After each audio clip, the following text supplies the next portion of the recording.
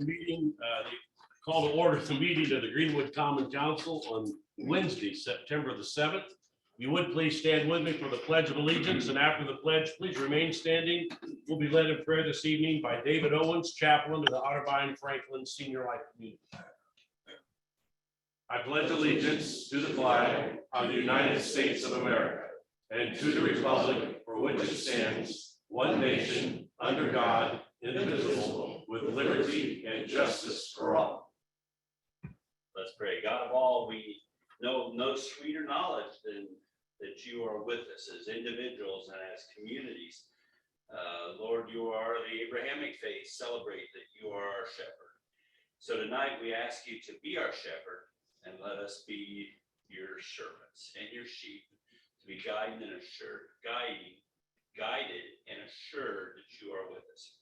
God Almighty, we come upon the anniversary of that dread day of 9/11, and we celebrate the great response of people to tragedy and crisis.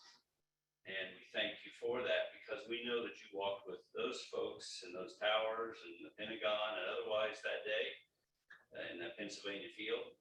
But also we know that you gave great skills and compassion to a nation that was in grief.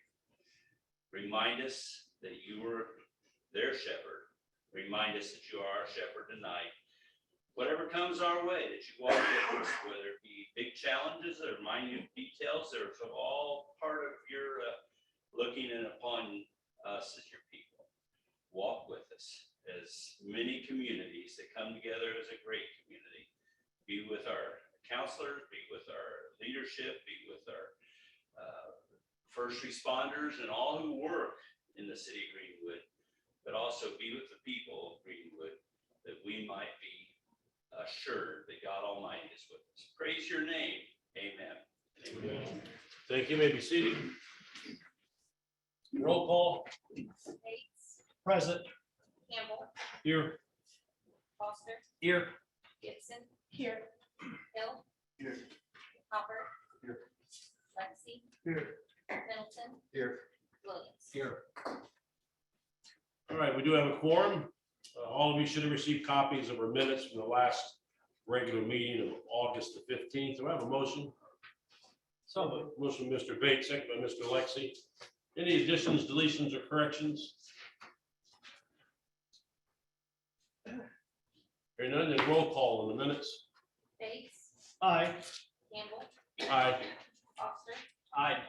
Gibson. Aye. Hill. Aye. Hopper. Aye. Lexi. Aye. Middleton.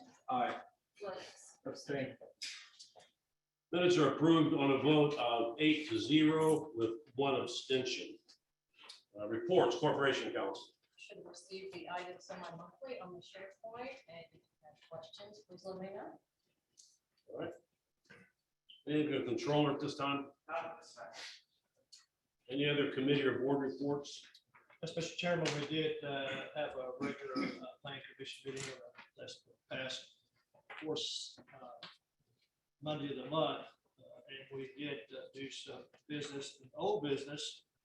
We did look at PC 2022-062 Sage Briar Zone Mount Change. That came out of the plan commission on a 5-3 vote. We also looked at the new business PC 2022-066 Buckingham, rezone. That came out as an unfavorable recommendation to council on a vote 6-2. All right, thank you. Any other committee or board reports? Seeing none, then this is an opportunity that the council sets aside to take public comments on items that are on tonight's agenda. And as you can see on the agenda, there's a 5-minute time limit per person and a 20-minute time limit per topic. Just want to explain that the council meeting is not the same as the plan commission meeting. At plan commission, there's the petitioner gets so much time, remonstrators get so much time, and then there's a rebuttal, and all that takes place. That's not how the council meetings work. The petitioner, when the item comes up on the agenda, the petitioner will be able to address the council and talk, but no one from the public will at that time. So if you want to talk about an item that's on the agenda, now is your opportunity. So if you'd like to do so, before we do that, let me just get an idea, since we have a larger crowd than normal. How many of you here are here this evening to talk about ordinance 2224? All right. Sorry. Oh, ordinance 2224 is the rezoning of the approximately 30 acres located at the northwest corner of Main Street and Five Points Road. So, all right, you're here to talk about that tonight. Okay, just again, we're going to open up the microphone. You're welcome to step to the podium. When you do, state your name and address for the record. Each individual will have 5 minutes total or maximum. You don't have to take 5 minutes. But 20 minutes total per that particular topic. So if 4 people take 5 minutes, that'll be the end of the discussion on that. So just, but this is about any item on the agenda tonight. So if you'd like to do so, please step forward to the podium, state your name and address for the record. James Daniel Robinson, 925 Silver Valley Circle, Greenwood, Indiana. Dear council members, my brothers and I are writing to request your consideration and approval to accept the proposal to rezone our farm property at 5 Points of Main Street from RM status to residential multi-unit complex status. Over the years, we've been approached by numerous developers, each with their own perspective on what approach to the utilization of this property might be most appropriate for the community. After careful consideration and assessment, the quality of the proposal we received from Buckingham companies and their history of thoughtful, high-quality, well-designed properties is, to us, a natural extension of the development occurring east of Greenwood and of a quality befitting the surrounding properties. Our family has owned farm ground in this area of the county since 1954. This farm is one of several still owned by the family. The land stewardship of our parents and pride in being members of the Greenwood community provided a solid foundation for our family. We see the thoughtful development of Greenwood as it moves further east as key to the continuation of the stewardship and welcome the land use as sought in this rezoning request. Thank you for your consideration of this request. Again, James Robinson on behalf of my brothers. Thank you.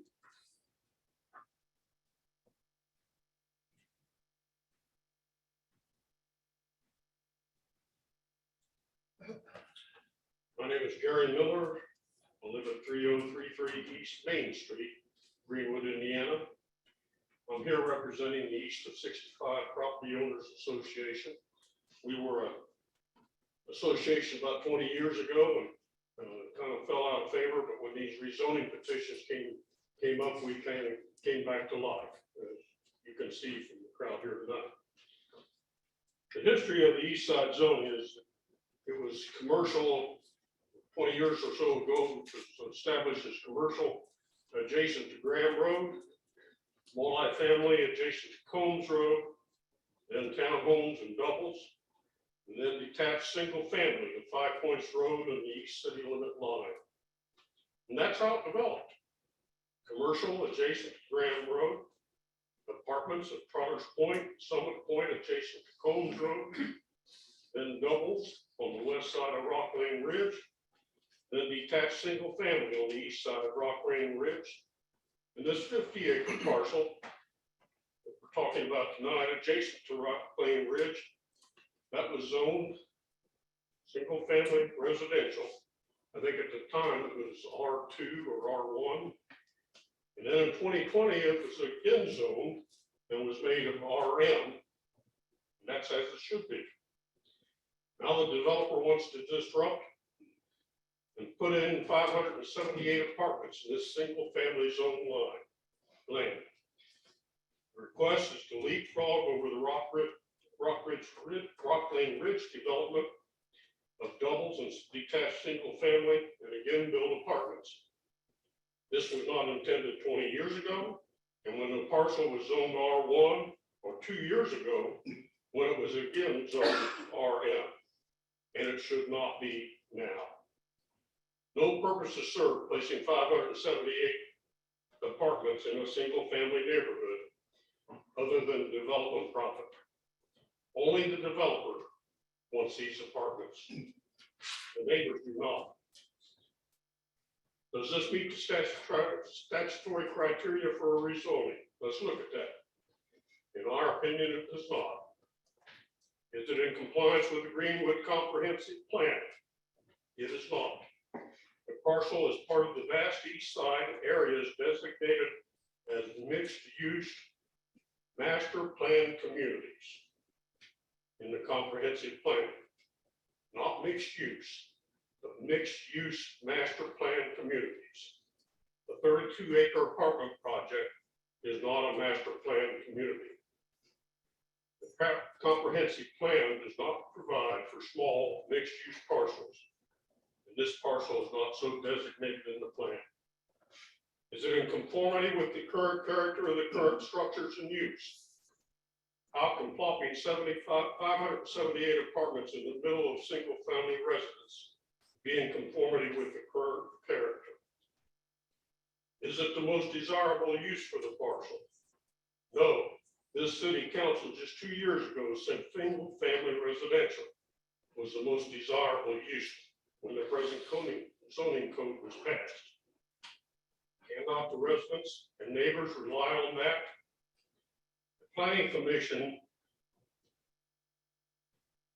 voted that it was not the most desirable use with an unfavorable recommendation. Will it conserve the current property values? Obviously not. Putting a large apartment complex in the middle of single-family housing is not going to enhance the property value of that single-family housing. The whole character of the neighborhood changes, and not for the better. Sir, you have 1 minute. Is it responsible development and growth? Again, obviously not. Spot zoning, leapfrog zoning is not responsible. Is that the pattern we want to set on the east side?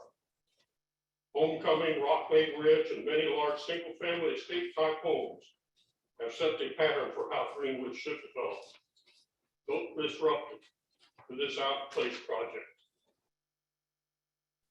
And as residents and neighbors, we ask that you follow your planning commission. They reached the right conclusion by voting to issue an unfavorable recommendation for this project. Please do the same. Keep the zoning RM and set the pattern for how the east side of Greenwood should develop. Thank you.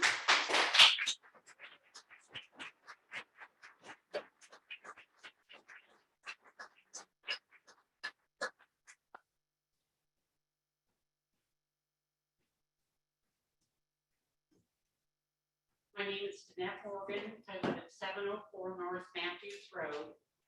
I've come to speak against the rezoning of this 30-acre parcel so that apartments can be built. A lot of people have been talking about this, and I said I'd say a few words. I think Gary Miller pretty well summed it up, but if you raise your hand if you're here about the issue of not letting this be zoned for apartments, please raise your hand.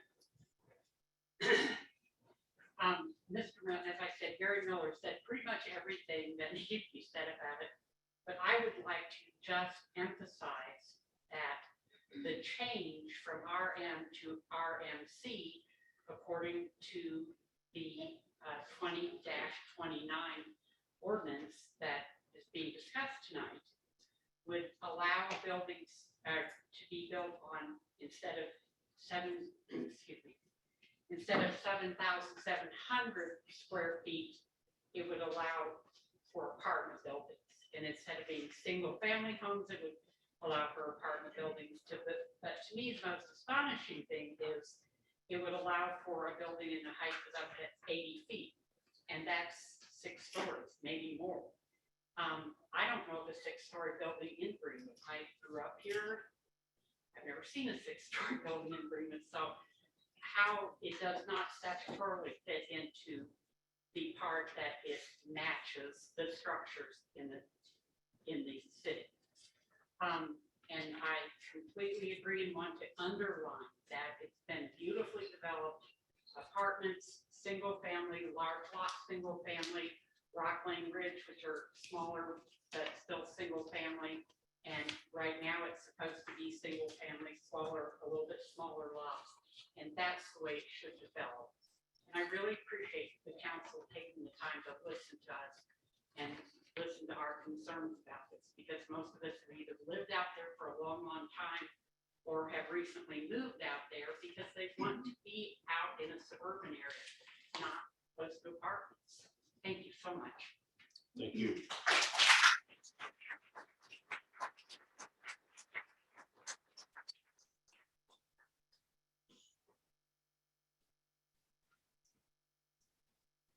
My name is John Peterson, and I live at 3195 Rock Lane Road, in Greenwood.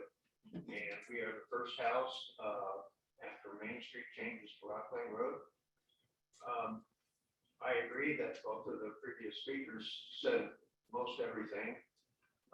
However, I just wanted to bring up the fact that this is an area of single-family homes. You have Homecoming at University Park. You have Rock Lane Ridge. You have a lot of single-family houses that are on the south and out east. And this is just not appropriate use of the land for apartments.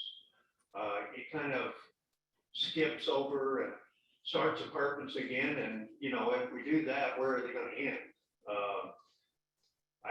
Most of you, I don't think were here when we originally appeared.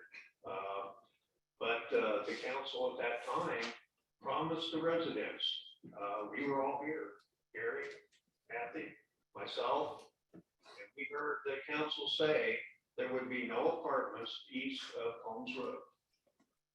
And the council explained at that meeting that the goal was to have businesses and warehouses near Graham Road, followed by apartment complexes, and then doubles and single family housing. And that's the way it's been, and that's the way it's progressed. And I think the council and the planning commission have done a good job in following the plan and the residents' wishes. So at any rate, I hope that you vote against this proposal. That's similar to what the planning committee did. Thank you very much.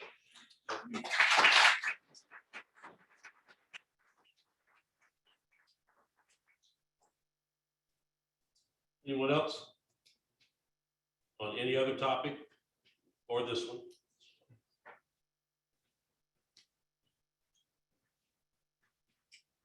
All right, we'll close the public comments. And tonight, on the next item on the agenda is request to modify some commitments. Concerning the use and development of real estate made in connection with rezoning of property by City of Greenwood Common Council Ordinance 2218. I believe the petitioner is present to explain this. Is the petitioner here tonight? Yes. Please step to the podium and explain your request, please. As part of the rezone, council, I'm sorry, state your name and address. Sorry. Ken Goziel with the Air Companies, 1051 Greenwood Springs, Greenwood. As part of ordinance number 2218, on July 18th, the council required some commitments as part of the rezoning of this property. One of them was the requirement for a berm on the south property line between us and the residential neighbors to the south. We are trying to avoid conflicts with the development and the neighbors as we have throughout this process. I provided some exhibits for the council. We're requesting to delete the commitment for the 8-foot high berm and in place of it, put an 8-foot privacy wall. There's a couple issues that are going on that south property line. One is There's several sheds that were built by the neighbors to our south. There's at least 7, 2 of them straddle the property line, 5 of them are built completely outside the property line on this property. The berm would conflict with that.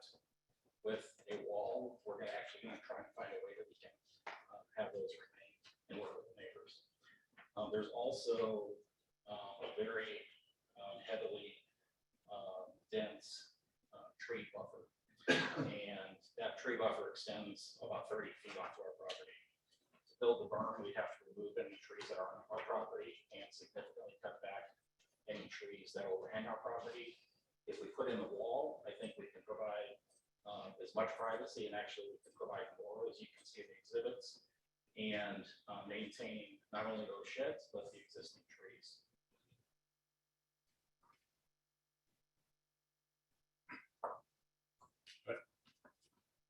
You done? Yes, sir. All right, any questions? I have a question, because I mean, the berm was my original proposal, so if you don't mind, I'd like to ask a little bit. I like the idea of maintaining tree line. Is that a commitment you guys are okay with committing to not touching the tree buffer that is currently in place? Well, we have to look at how that affects the areas that, like I said, they extend almost 30 feet into the property. So where there's a conflict that we might cut something back, but we're not planning to remove any trees that are on that property line.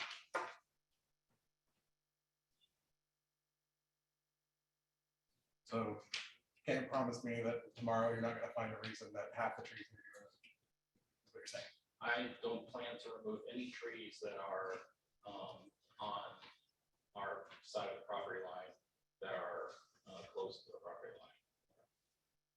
This wall would probably be about 20 feet off, so there might be something that's trimmed, but I don't think that requires any removal.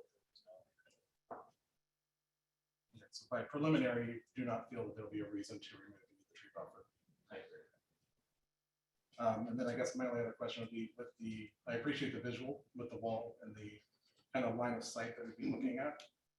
Looks like with the 8-foot wall, we'd be looking about halfway up the 2nd-story windows with that 8-foot wall. If we were to buff that wall up another 2 feet or so, would that bring us to maybe top of line sight with the windows to where neighbors aren't going to be looking in halfway to the 2nd-story windows? They're just going to see pretty much roof lines. Well, it's still a 2-story building, and the neighbors' homes are still set back too, so that line of sight's pretty much from the property line. Mhm. You're not, unless you're standing near the property line, you're not gonna hide anything from one side or the other.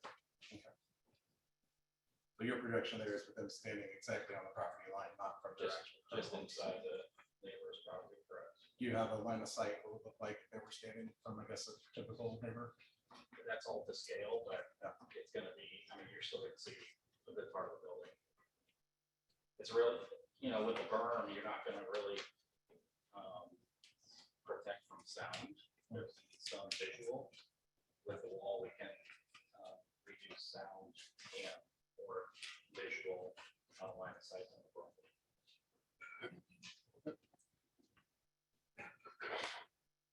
All right, any other questions?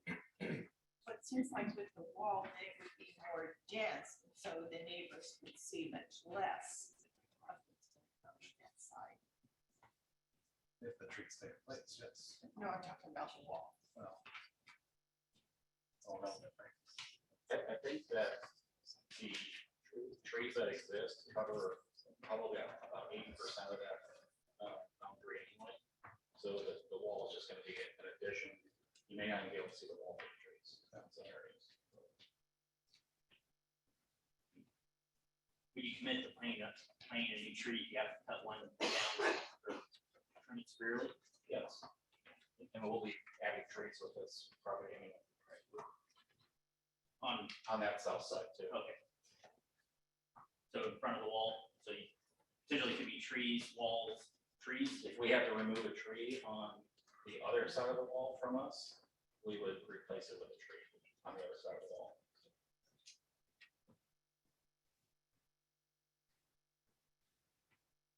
All right. Any other questions? Well, if you are amenable to changing, it would be the council's commitment number 2 from ordinance 2218 that you would be changing so that in place of installing an 8-foot landscape berm on the south side of the property, it sounds to me like you would be requiring them to install and maintain an 8-foot composite sound wall system made to look like stone on the south side of the property. Want to add and replace each tree that is removed with a replacement tree. Yeah, I make that motion. All right, we have a motion by Mr. Hopper Second. to amend our, modify our commitments, and a second by Ms. Gibson. Any discussion on the council?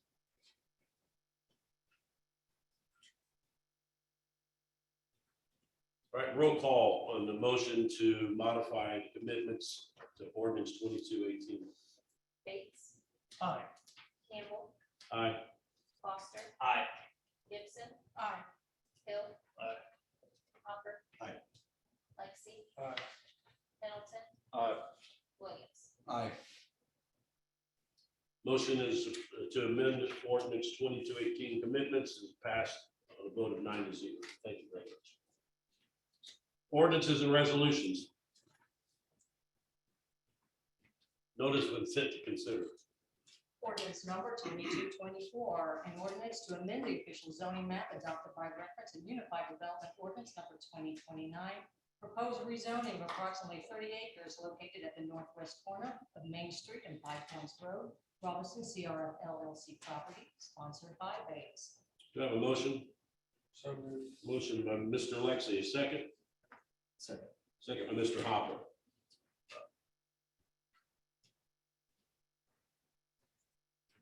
Hi there, Gabe Nelson with the planning department. Just here to really introduce the rezone proposal to you. As Mr. Bates mentioned, it was an unfavorable recommendation from Plan Commission, 6-2 for 30 acres to be rezoned from RM to RMC for 578 apartment units. If you do choose to this rezone, I do recommend that the 9 commitments as listed in staff report are adopted as well. Thank you.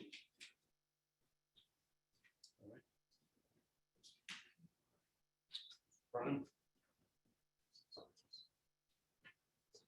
Thank you, Mr. Campbell, members of the council, good evening.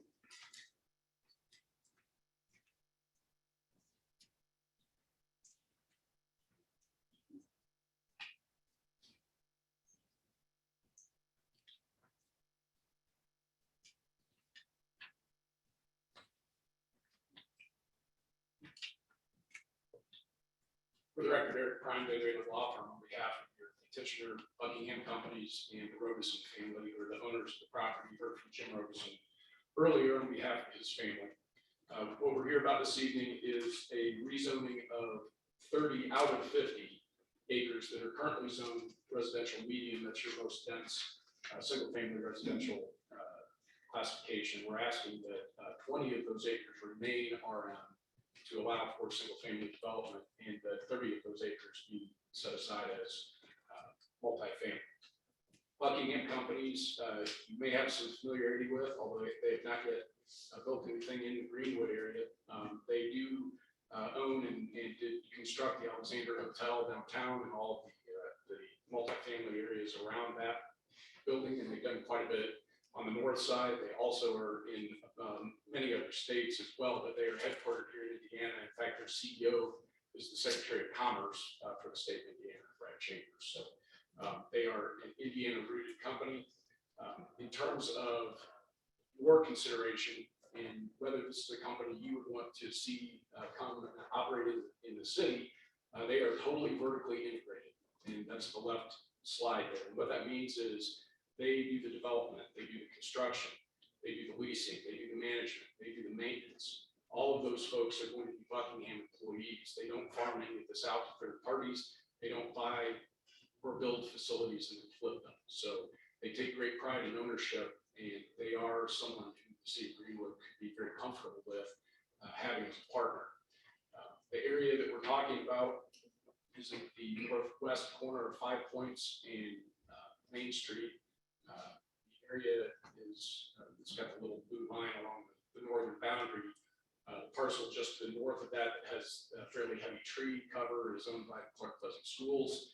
And the areas to the west, I'm sorry, to the east of this, on the other side of Five Points are outside the city limits, at least on the north side of Maine. So this parcel is parked right at the edge of the current city limits. It is in total 50 acres. It's a little more of a close-up view. There we go. And then what we're talking about here is doing this in phases. So this initial phase, phase one would be more at the hard corner, with the area to the west parceled off. That 20 acres would remain RM, as it's noted, future single-family residential. That would be the buffer or transition, so to speak, between the existing single-family homes further west and this parcel. So this initial phase would begin construction in July of 2023. They anticipate that they would have 2 apartment buildings and a clubhouse completed by January of 2025, and substantial completion of this first phase by February of 2026. So this would be a slow rollout in terms of bringing these apartments online. It will help. Mr. Prime, I'm sorry to interrupt, but we have a technical issue we need to take care of. Sorry about that.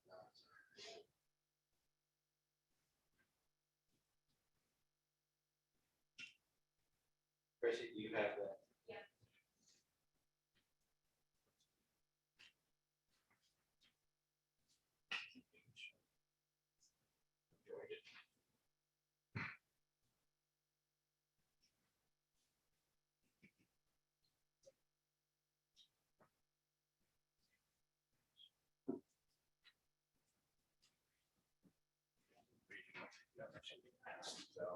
It's a little difficult to see from the PowerPoint, so we could reach. So we can discuss this a little later in the presentation, but be sure to give one of you. Yep.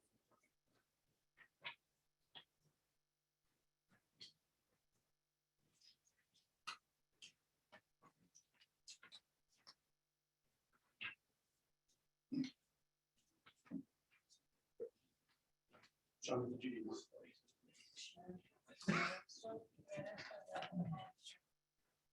Yep.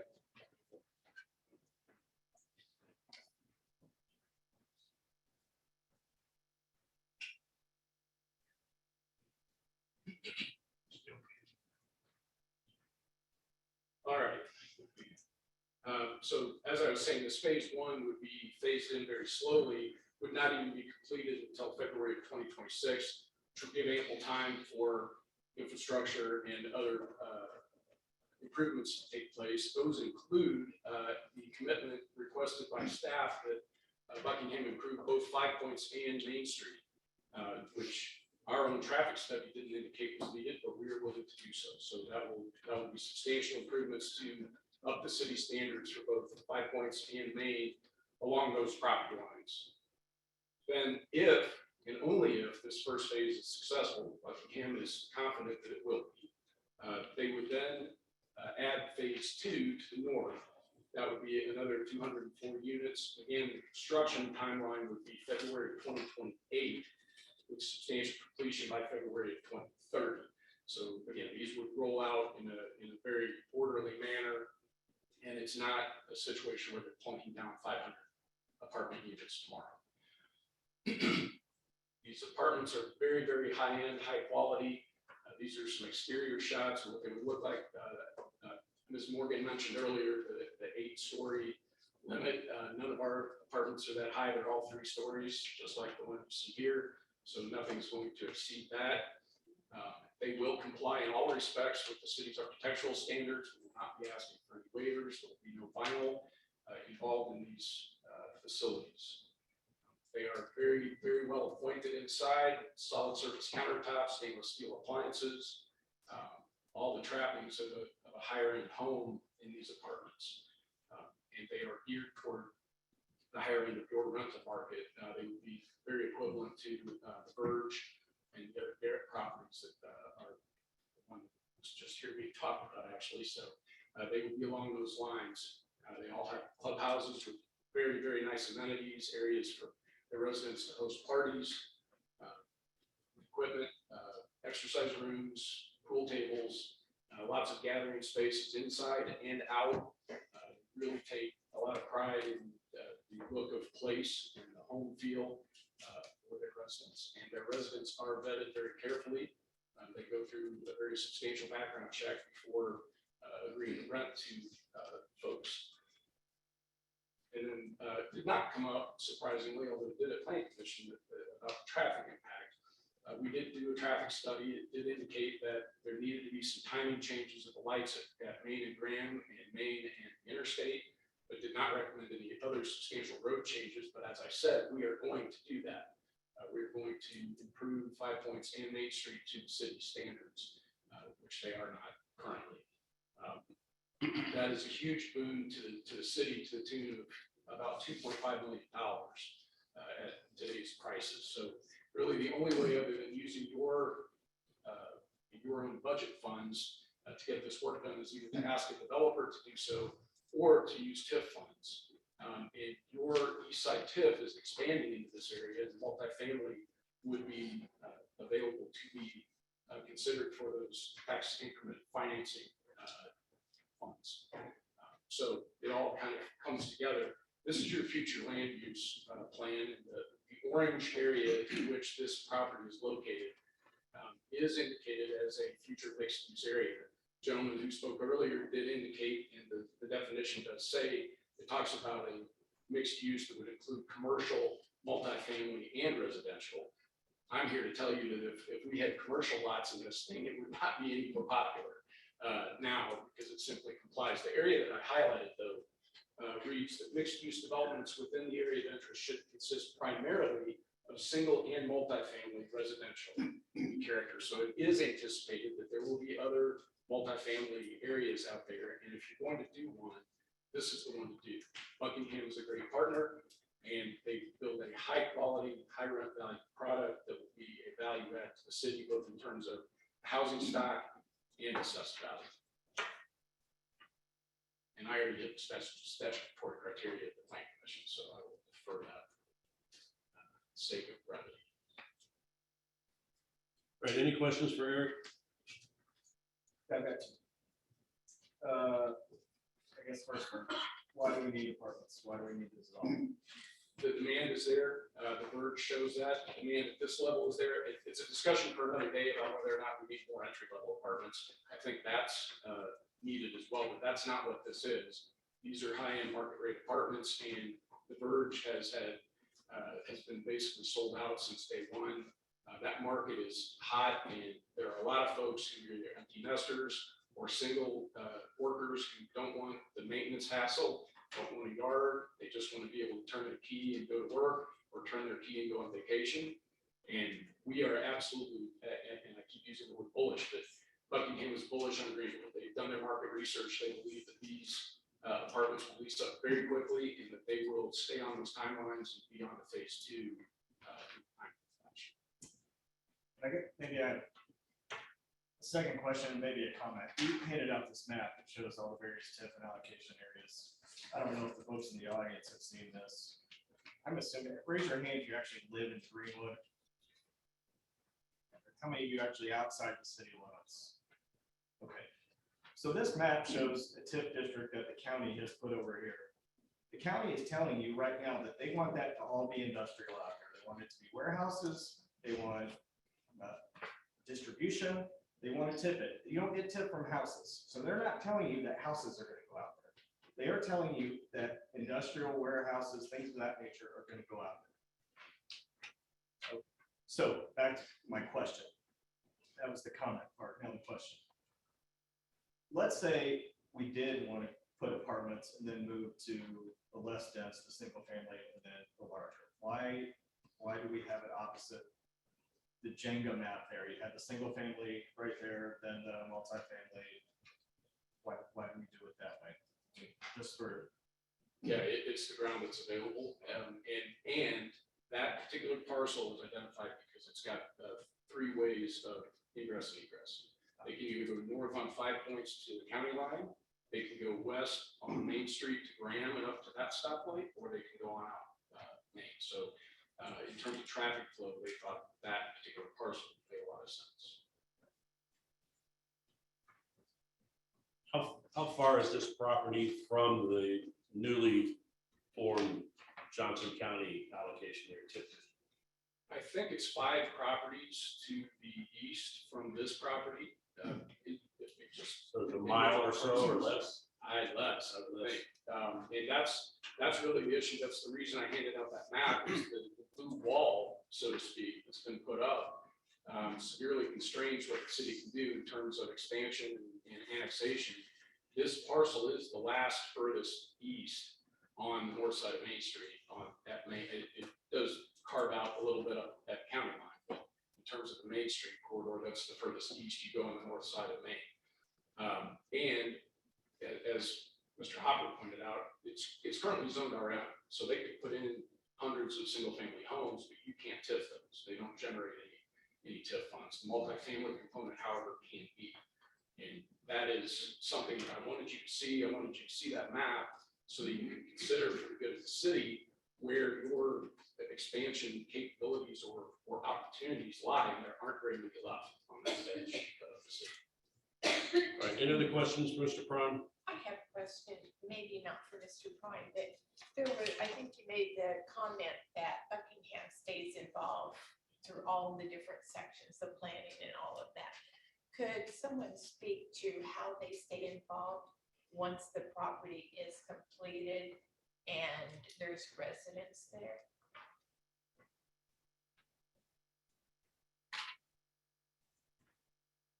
Chris Malloy, Buckingham Companies. Yeah, we basically, our property management staff is a Buckingham employee. So Izzy spoke differently. Buckingham, really, every facet of the business is within Buckingham. So when somebody has an issue out on site, they call up front to the front desk, it's a Buckingham person. It's not outsourced. It's not a property management company. It's truly a Buckingham employee that reports back to our office. Same thing from a maintenance standpoint. The maintenance people are Buckingham employees. So Brad has built the business, as we say, completely vertically integrated, that all of those facets report back to us. We encourage people that actually are on the property day in, day out to live there. They're given opportunities to help, breaks for that. It's not a requirement, but we encourage that. So a lot of our properties, the on-site staff actually lives on-site. And it's just another way that it's a direct out to so-called a mothership, right? So anything that goes on, you have a Buckingham employee that's easily to call our office and ask the same question. So it's truly, we feel it's a benefit to everybody out there. This is another question, I'm not sure who it's for, that not quite frequently, but often something is built and then the developer sells it. And so do you have any idea what percentage of the Buckingham properties have been sold after they've been built? So I can tell you that we have owned over 50% of our properties for 15 years.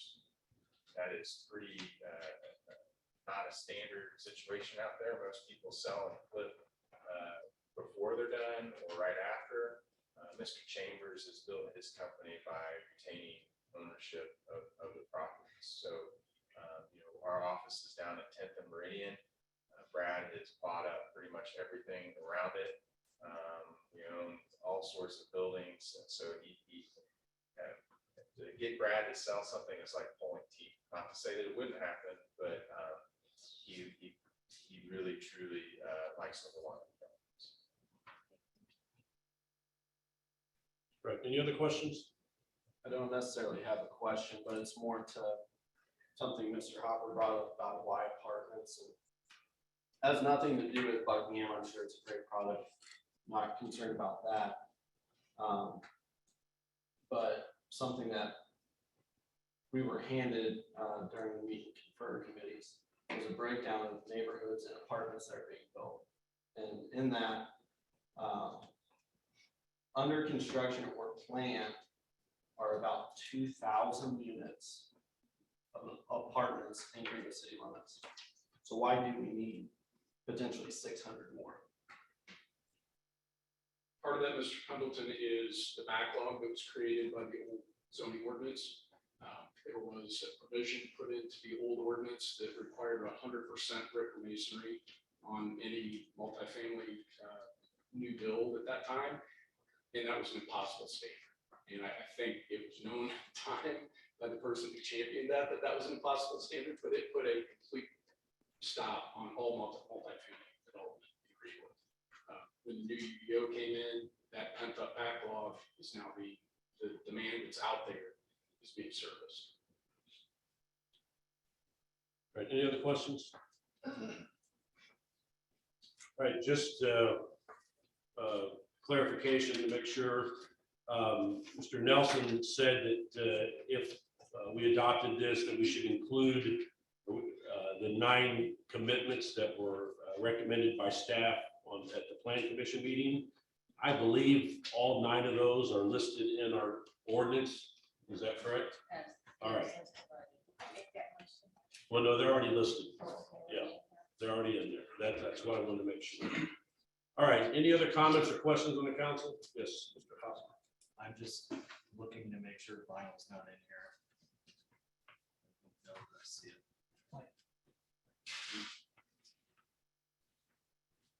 You can add that. I know that verbally made that commitment to nobody. Well, would seem to be in number 7, right? Building design standards, but I don't. Show options that come straight out of the ordinance. I'll make a motion. All right, a motion by Mr. Hopper to amend ordinance 2244 to prevent the use of vinyl on any of the buildings. Second by Mr. Foster. Any questions on the amendment to ordinance 2214? 2224, thank you. All right, seeing none, then roll call on the amendment to ordinance 2224. Campbell, Aye. Foster, Aye. Gibson, Aye. Hill. Aye. Hopper. Aye. Lexi. Aye. Pendleton. Aye.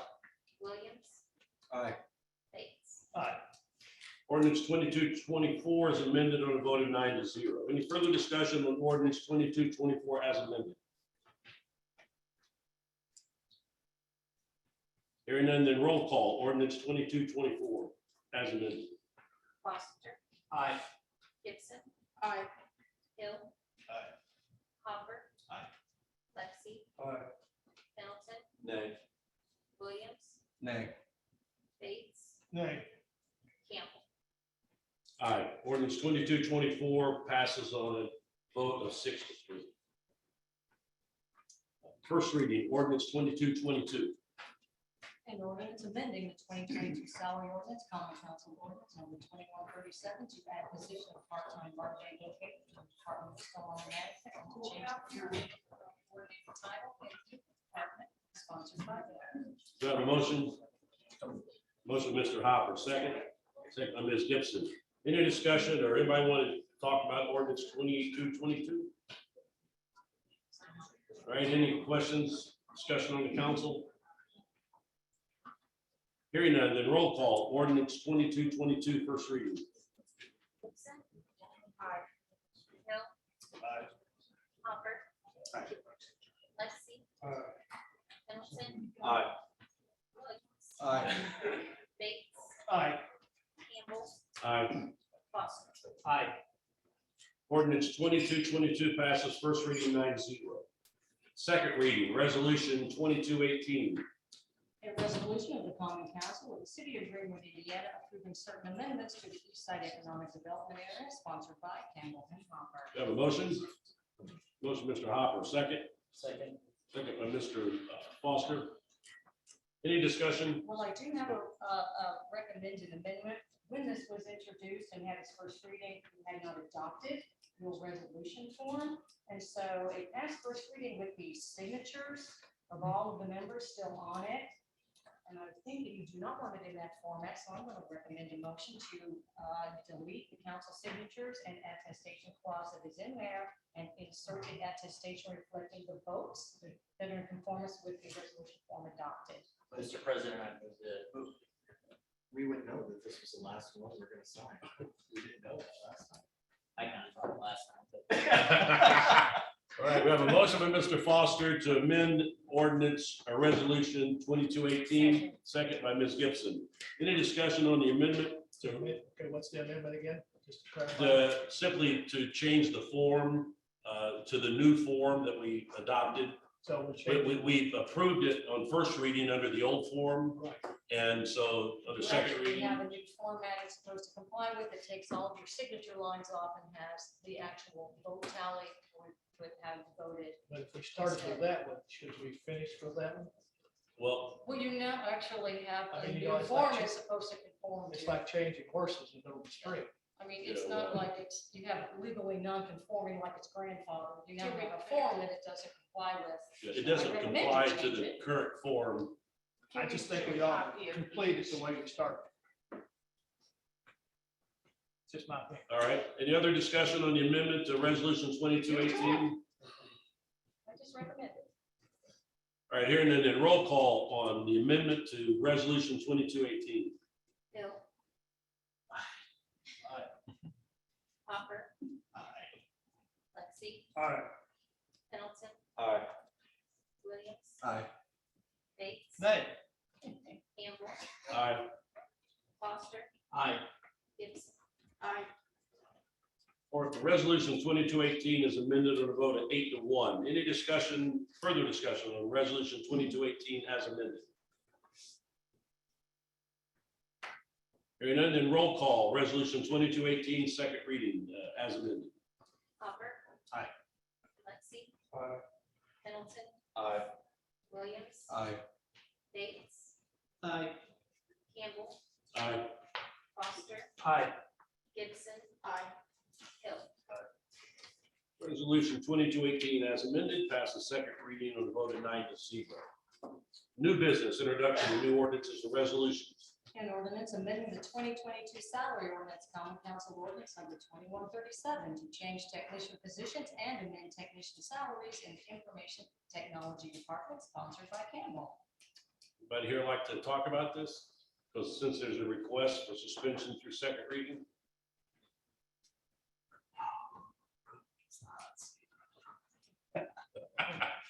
You lost the coin toss, huh? Good evening, Rob Cole, Greenwood IT Director. We're trying to get our staffing levels back to where they were last year. This will allow us the flexibility to get a better quality candidate. And so, yeah, we're just trying to combine the technician positions and then just the salary range. All right, any questions, Rob? What is the salary range? Uh, Is that not discussed here? Oh, It's in the ordinance, so. Yeah, That's it. it's- basically a range from roughly 50 to 60,000. Okay, is that something that's negotiable or? That's So depending on experience. and, Okay. Yes, And who is it that does the hire? I would do the hiring. Okay. All right, any other questions? I would entertain a motion to suspend the rules to first reading. So moved. A motion by Mr. Lexi, second by Mr. Hopper. Any discussion on suspension of the rules through first reading on ordinance 2225? And then roll call on suspension. Lexi. Aye. Pendleton. Aye. Williams. Aye. Bates. Aye. Campbell. Aye. Foster. Aye. Gibson. Aye. Hill. Hopper. Rules are suspended to first reading on ordinance 2225 by a vote of 9-0. Have a motion on first reading? Motion by Ms. Gibson, second. Second. Second by Mr. Foster. Any discussion? Hearing none, then roll call, ordinance 2225, first reading. Pendleton, Aye. Williams, Aye. Bates. Aye. Campbell, Aye. Foster, Aye. Gibson, Aye. Hill. Aye. Hopper. Aye. Lexi. Ordinance 2225 passes first reading 9-0. We have a motion for suspension for second reading. Motion by Mr. Bates. Second by Mr. Hopper. Any discussion? Hearing none, then roll call on suspension through second reading ordinance 2225. Williams, Aye. Bates. Aye. Campbell, Aye. Foster, Aye. Gibson, Aye. Hill. Hopper. Aye. Lexi. Aye. Pendleton. Aye. Rules are suspended on a vote of 9-0. We have a motion on second reading. So moved. Motion by Ms. Gibson, second. Second, Mr. Hopper, I'm sorry. Any discussion? Hearing none, then roll call, ordinance 2225, second reading. Bates. Aye. Campbell, Aye. Foster, Aye. Gibson. Aye. Hill. Hopper. Aye. Lexi. Aye. Pendleton. Aye. Williams. Aye. Ordinance 2225 passes second reading 9-0. Thank you. Thank you very much, appreciate it. Miscellaneous business. This is the second opportunity for members of the, excuse me, members of the public to address the council concerning items this time that are not on tonight's agenda. So if you'd like to do so, please step to the podium, state your name and address for the record. Seeing none, moving on. Miscellaneous business from the council. Mr. Chairman, would you give us an update on districting process? Yeah, based on the resolution that we passed a few meetings ago, the attorneys are taking care of that. They are supposed to submit a map to the clerk's office and myself sometime before our next meeting. And then the maps will be available at our next meeting for our discussion and potential adoption. So that's the plan right now. Will we see that before the meeting? Yeah, you'll get copies ahead of time. So. Oh, yes. AIM, which is the Accelerate Indiana Municipalities Organization, has a council member seminar on Thursday, September the 15th from 9 to 12:30. I don't know if any of you are able to go. However, the cost is 50 cents for member cities, 50 cents. Anyway, wishful thinking. The cost is $50 for a member, and our city, I believe, is a member. And if you would like to go, there are funds in the council budget to reimburse you for that. I think it's good to get as much training as possible, but one of the other options is to get a post-event recording, and that cost is only $25. And I think Ms. Gibson is thinking about doing that, and I think we can make that available to everyone. There's not a lot of training available to council members, and especially council members from a second-class city. A lot of what I've seen in the past is more applicable to third-class cities. So anyway, just wanted to mention that. And if you're capable, we might be wanting to attend that in person. You could get with me or Ms. Gibson, and we could give you the information. Or you may have gotten that mailed to your home, so I'm not sure if you got that. So Where's it located? Because I got the email and when I click on the link, it doesn't actually have the page. does it say?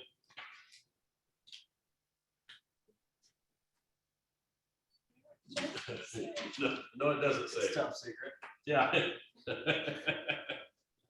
Confidential.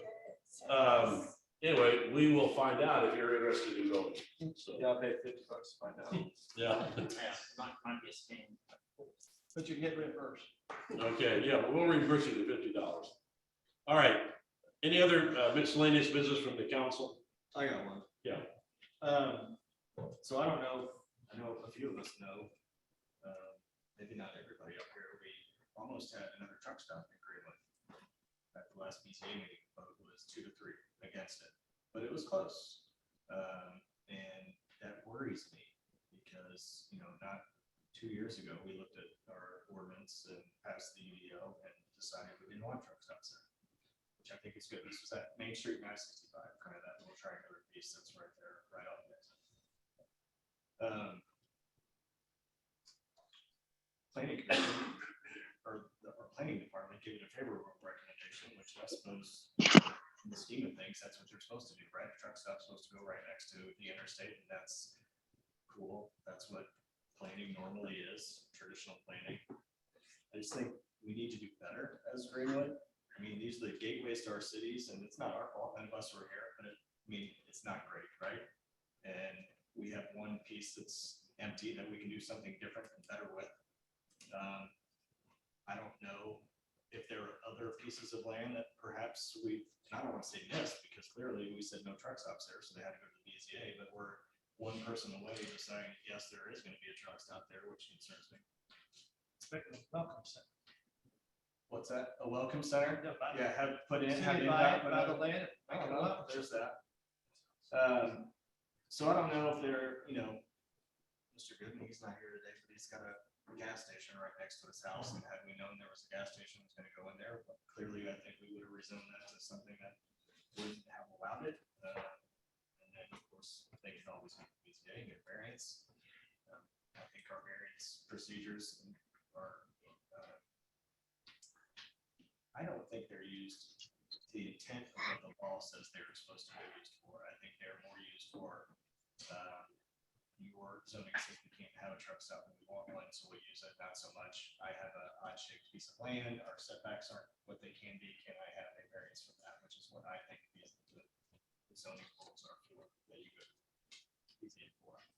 So I don't know if we need to take a look at empty parcels in Greenwood and change them all to ag, so they have to come all before us.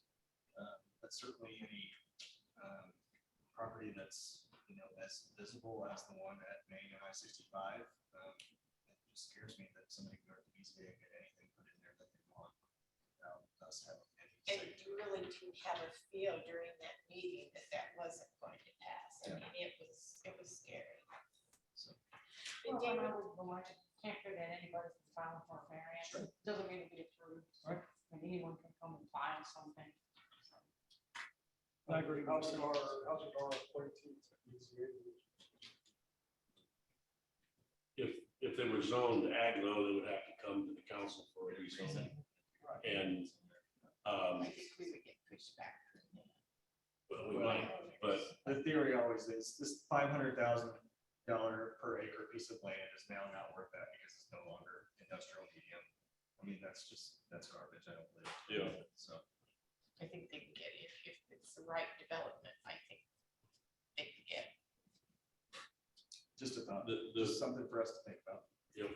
All right. Any other comments or business from the council? All right, anything from the corporation council? Mr. Wright came back there. All right. Walking. This back. is what we've been waiting for almost a whole year. It's finally here. It's finally here. And before the controller comes, I believe our mayor would like to say a word. Mr. Myers. Yeah, can you hear me, Mr. President? Yes. Okay, thank you very much. Sir, before Mr. Wright begins with the first part of the presentation on the 2023 budget, I just want to share a few things. First and foremost, I want to thank Greg. I want to thank Jared Duncan and the Deputy Mayor McLaughlin for their hard work for getting this budget put together, along with all the department heads. With the state of our economy as it's been over the last year, it's been very difficult for us to put this budget together, but once again, they were able to bring together a balanced budget to bring to the city, which is very difficult with the unknown future, especially of next year, what's going to happen with the economy. I also want to thank each one of our department heads who were very instrumental in putting together budgets that they brought to us as a group to present with first their list of wants and then their list of needs, and we went through those individually. As we've heard throughout the past years, we've needed to increase our public safety offerings for the city and our public safety staffing. And with this budget that we're proposing, all of the employees of the city will receive a 5%, I'm sorry, all of the full-time employees will receive a 5% across the board salary increase. However, our merit police and firefighters will bring up to a 7% increase. The reason for that increase is because we know that we're in a competition with other municipalities around central Indiana where their salaries are higher than what we've been able to offer in the past. And I'm proud to say that if the council approves this in the future, we will be the highest paid departments in the county for the police department, and we will be a very close second for the fire department. This has only been made possible through the fact that the county passed an edit tax this year, which is going to bring us in approximately $2.7 million next year that we're able to apply towards public safety through that edit tax. By being able to do that, that'll bring us up to 77 police officers, which will be an addition of 3 police officers for next year and 6 new firefighting positions. The reason we only are able to bring on 3 new police officers is because we currently have 8 vacancies with people who have retired or passed away throughout this year. And we're still trying to fill those vacancies along with 3 more. We don't have any more field training officers to train more officers next year. However, we do continue to promise to increase those numbers throughout the following years. This will also, with the addition of 6 new additional firefighters, have our fire department fully staffed with 4 men on every truck at every station in a full-time position. And there's also multiple capital projects that are coming online for the next couple of years in public safety with vehicles, with department maintenance, with other things that are addressed in this budget.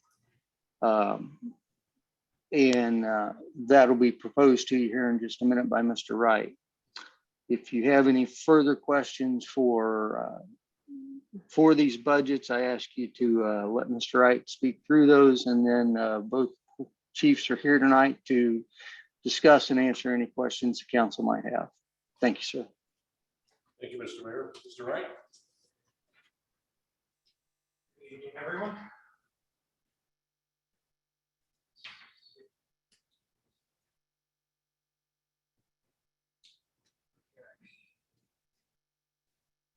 So as the mayor did mention, we have to look at the current state of the economy when we're doing our budgeting here. So the biggest thing that's hitting us, hitting every individual here, is inflation. So we did have to consider that throughout this budget process.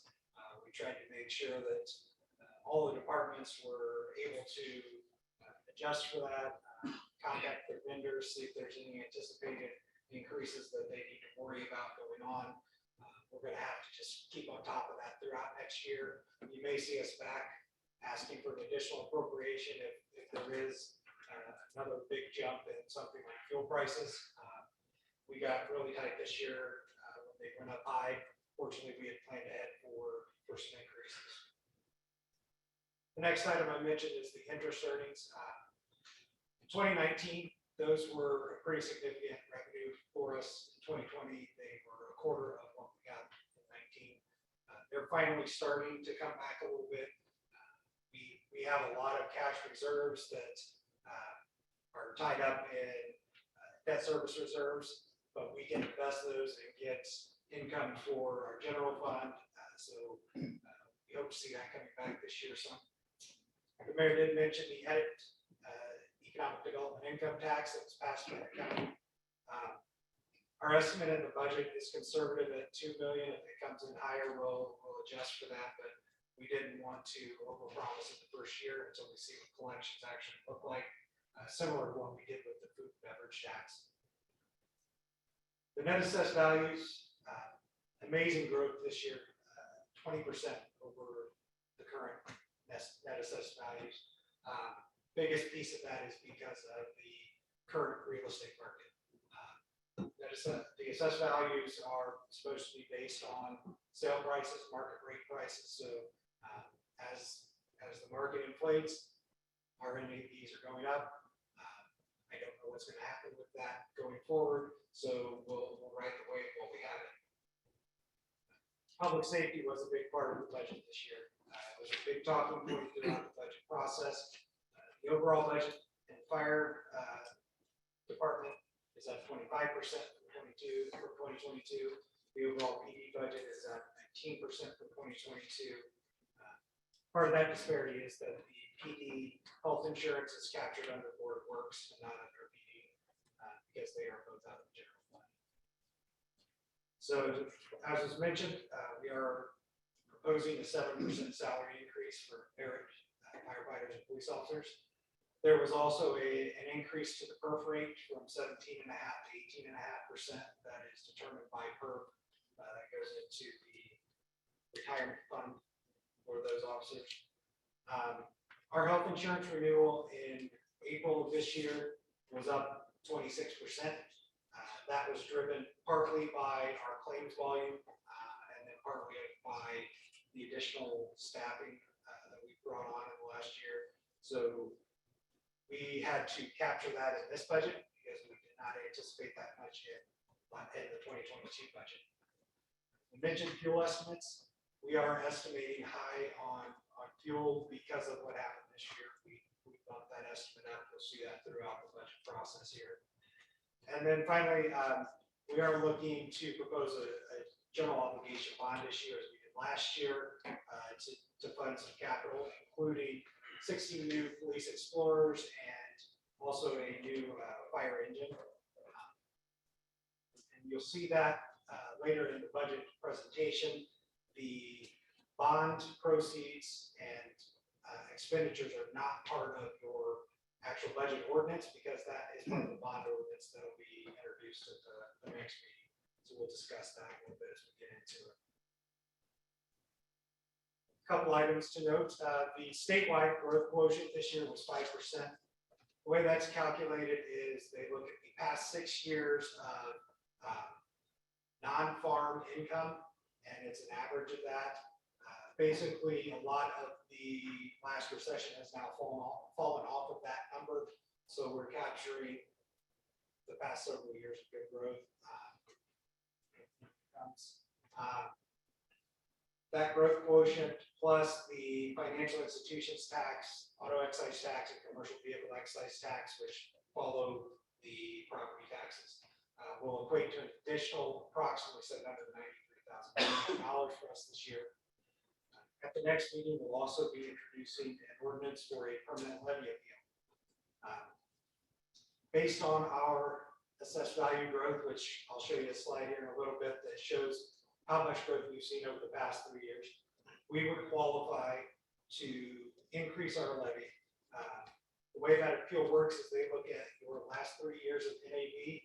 If it's grown more than 2% faster than what the state growth quotient was, you could qualify for up to 2% increase in your levy. So should that be passed, it would be an additional $333,000 in funding as well.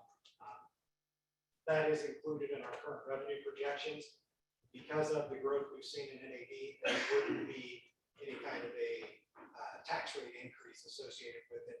It would just increase our permanent maximum levy going forward. The bond issue we're proposing, part of it would replace one that's rolling off from 2012, but then we're also going to capture some of that growth and assessed value so that we can do some of these capital projects with cash. A lot of our vehicle purchases in the past would have been on leases, which means we're paying interest and then we're paying them over several years. So we would have recurring costs. We can eliminate that by using this bond, purchasing them flat out with cash, and then not having to pay interest on them. One of the things that it's important to note is that local income taxes, the financial institutions, auto excise taxes, and commercial vehicle excise taxes are all tied to our property tax levies. It's one of the reasons we want to maintain our property tax level where we're at. This budget that I'll present to you tonight and at the next meeting would keep our tax rate at exactly where it was for this year, which happens to be the second lowest tax rate Greenwood has had in the past 10 years. Just go through, here's some of the process for you. We start out, myself and the deputy controller and the deputy mayor meet with the mayor to talk priorities. For this year, priorities were public safety spending, looking at what can we afford for a cost of living increase because of the inflation, and then what capital projects do we need to get accomplished this year. Then we pass those priorities out to the departments and ask them to submit their funding requests.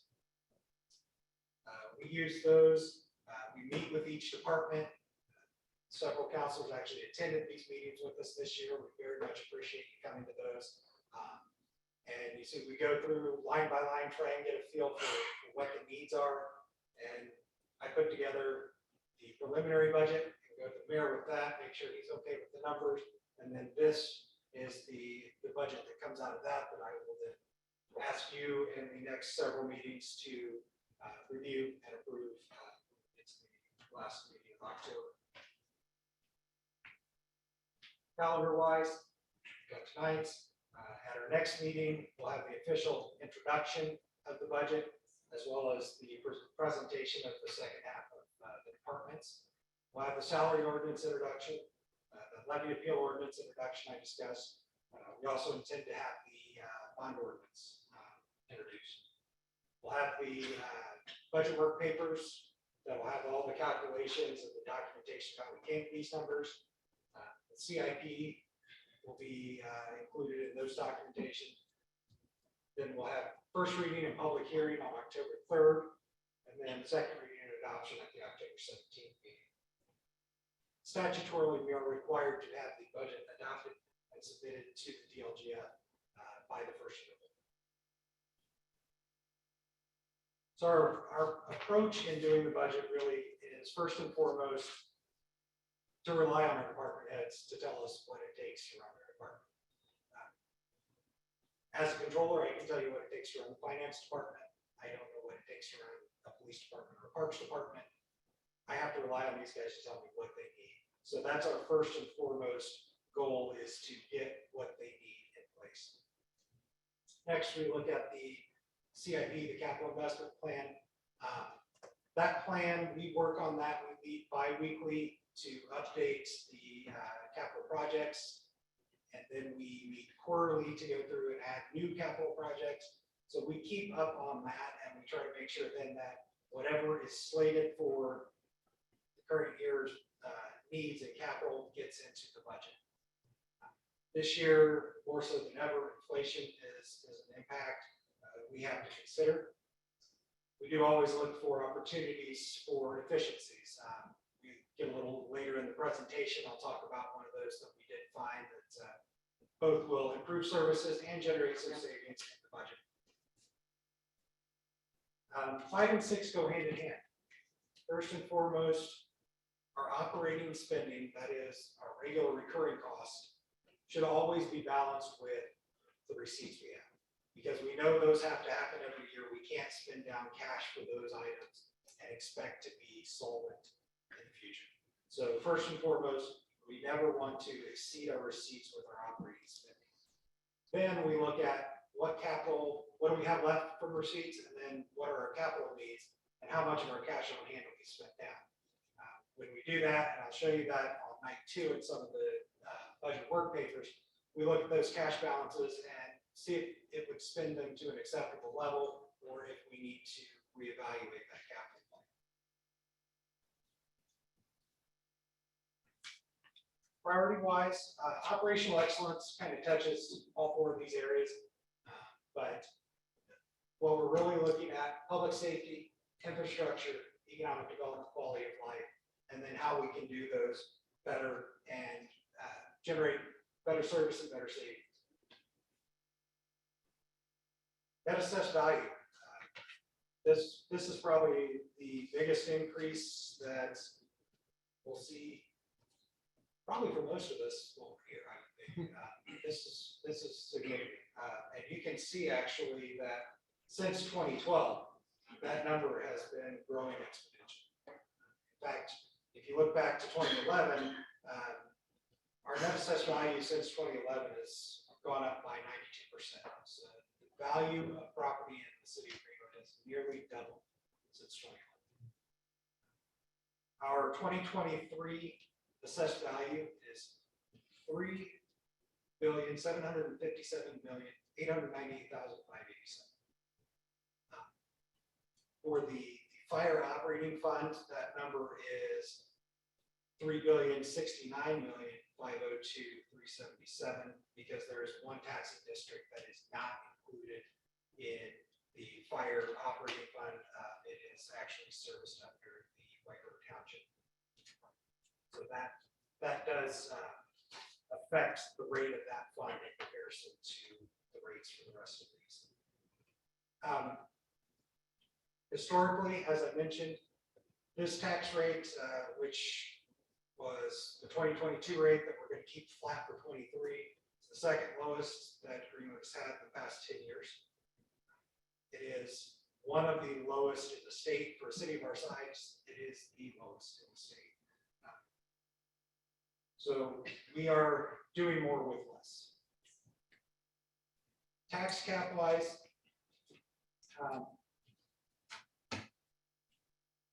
the tax caps continue to cost us significant money each year. So in 2022, our loss to tax caps was 1.727 million. Based on that percentage, we would be looking at 2023, 1.865 million loss to tax caps. So that's off the top before we receive $1 of property taxes. This chart breaks out the budget allocation. The largest slice you see there is public safety. That is the fire and police. It does include the health insurance from fire because that's paid directly from the fire operating fund. The PD health insurance is actually included in the slice for health insurance that makes up 6.5% of the budget. That is the part that's paid by the Board of Works from the general fund. See that beyond that, we are looking at for road and street spend, 9.78% of the budget. That number does not include what may be done through TIP bonds. We do a lot of our road projects that they are serving TIP areas with TIP money. So that is just what's coming out of the MVH LRS funds and then the road projects planned with the GEO bond. I will point out there is a color on the legend for rainy day, but there's no spend in that. We have, for the last several years, managed not to spend any rainy day funds. We hope to continue that so that we have that for when there is an actual rainy day. Go back to that one, would you? So the mortgage capital, it looks to be a maroon color as courts and probation. What's the 14.32 between the two? 14.32.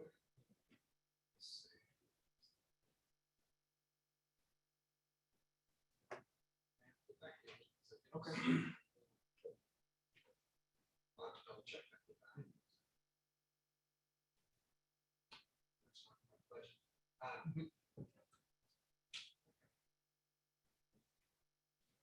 So as far as highlights that you see throughout the presentations here,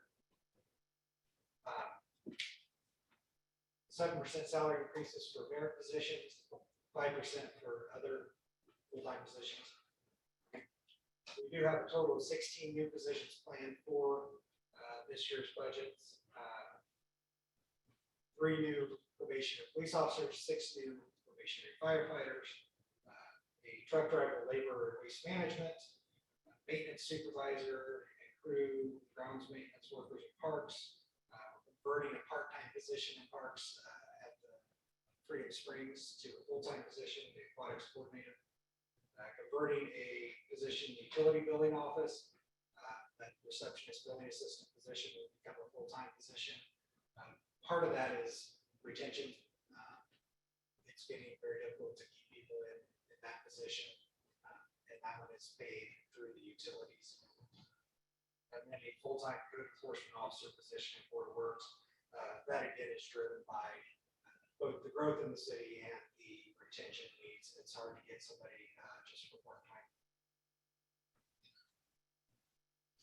To go through, we do try to focus on showing you what the changes are from year to year. We did increase the police vehicle replacement rotation up to 16 per year. So last year we went from 12 to 15. This year we're adding another one, and then next year we're planning to add another one to that rotation. The way we do this is we try to keep them for 5 years. When we lease them, we pay them all for 4 years, keep them for 5, but we try to rotate so that every 5 years, every police vehicle is replaced. As discussed, the proposed 2022 GO bond proceeds will fund items like the fire engine, $820,000, the police vehicles. The street department is asking for a tractor and boom mower and some pickup trucks.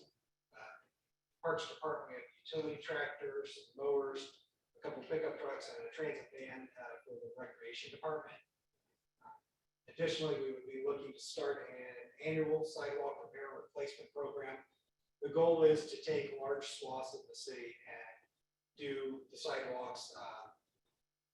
The street department is having issues with being able to keep up on sidewalk replacement as well as all of the other stuff they're doing with staffing and everything. So we would actually look at bidding this out as a project for a third party to do a large area of the city up to that amount, and then keep doing that for the next several years until we've got all the sidewalks brought up to where we want them.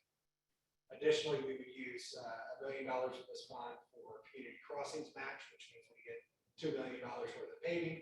And then also we've got a plan in the works to do some work on Market Plaza. So there will be somebody in there to help fund that.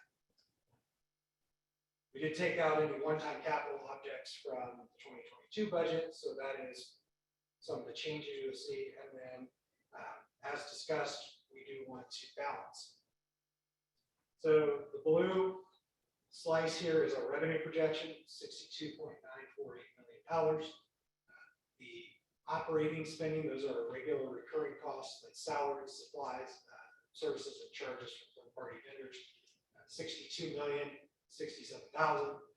So that leaves us approximately $880,000 in 2023 receipts to go towards capital.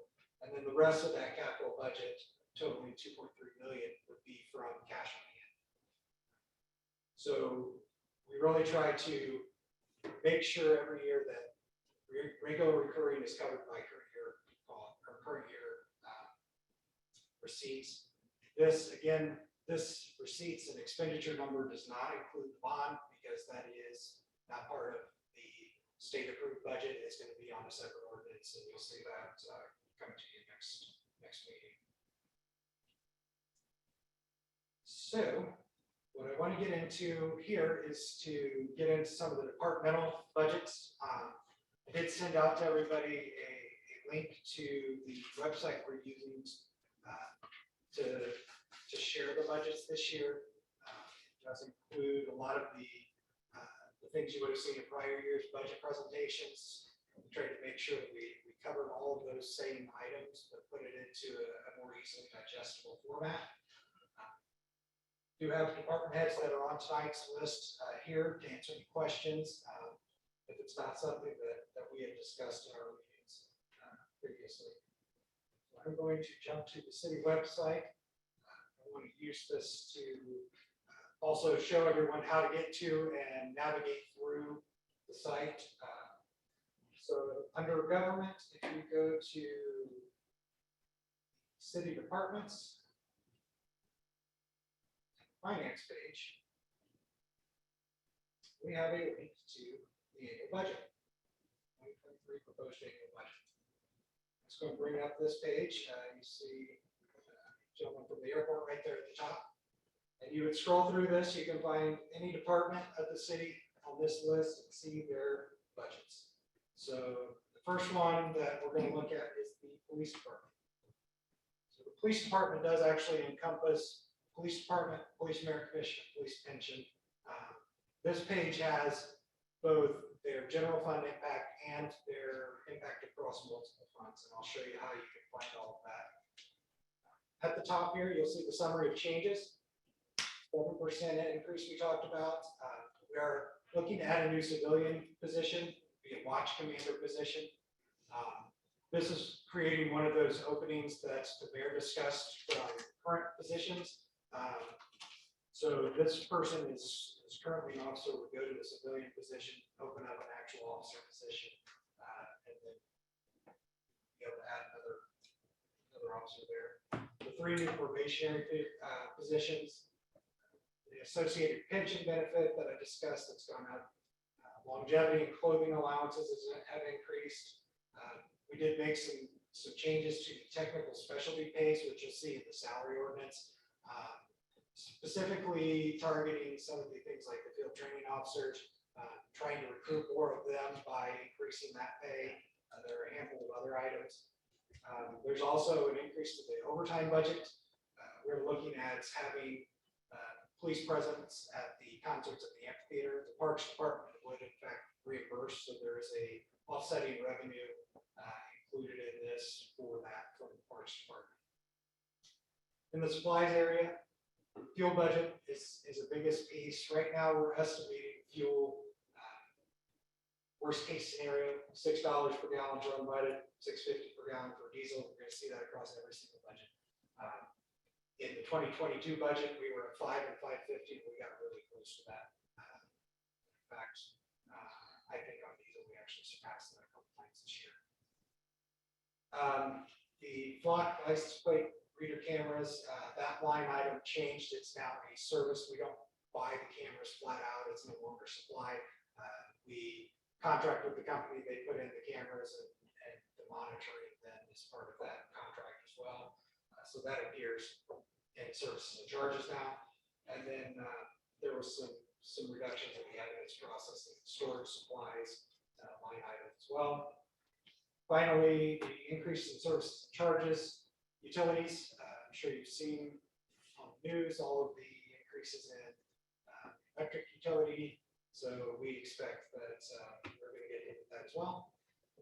Currently, we also have physical therapy services contracts. This is something that the company is doing right now all on their own dime. They're housed in the old VFW building right now. Police and firefighters can go to this person. They get physical therapy work. They can do, they're doing a lot of training programs. They call it their tactical athlete program. It's specifically designed for first responders. And part of the hope with that is that it will also reduce workers' comp injuries.